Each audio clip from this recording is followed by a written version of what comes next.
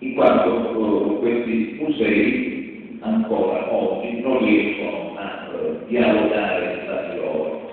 Addirittura molti di questi musei sono sconosciuti agli stessi addetti ai lavori e ogni museo ha una storia singolare. Molti di questi musei sono cresciuti lontano dagli sguardi delle amministrazioni delle istituzioni, sono dovute a un impegno di ricerca individuale o legato a realtà associative del singolo territorio.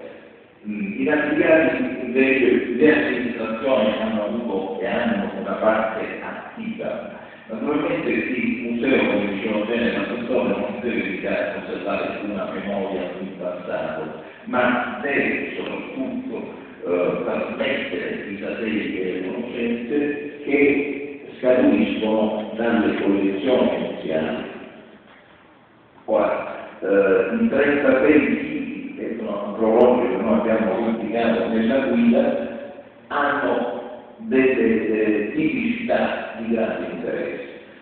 Voi noterete che all'interno della guida noi abbiamo ampliato la gestione etnogeologica anche ad altri patrimoni culturali del territorio, quelli che si collegano per esempio all'artigianato o ai beni storici o alle forme di artigianato artistico. Non a caso non abbiamo ampliato la gestione a questi patrimoni contigui, perché la cultura di tradizione orale, che quindi ci riporta alla tradizione di vita agro-pastorale, ha intrattenuto da sempre rapporti con questi altri saperi e conoscenze sul territorio, e quindi è stata una scelta coerente, fortemente voluta.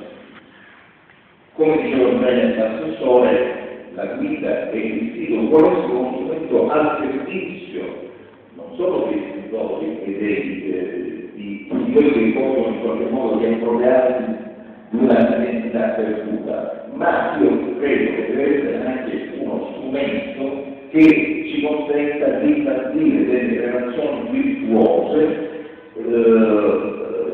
che possono essere guidate sicuramente dall'assessorato alla cultura. L'attenzione della provincia nei confronti dei musei è un'attenzione, mi consente l'assessore, finora materiale ho fatto, cioè non c'è un'attenzione complessiva al mondo, almeno non la nostra stata. Naturalmente ora si cambia registro, perché proprio l'aver condiviso il progetto di una rete di sistema museografico dice che la provincia vuole esaltare tutte le tipologie di musei, tutte le realtà che svolgono un ruolo di fondamentale importanza. Ma c'è anche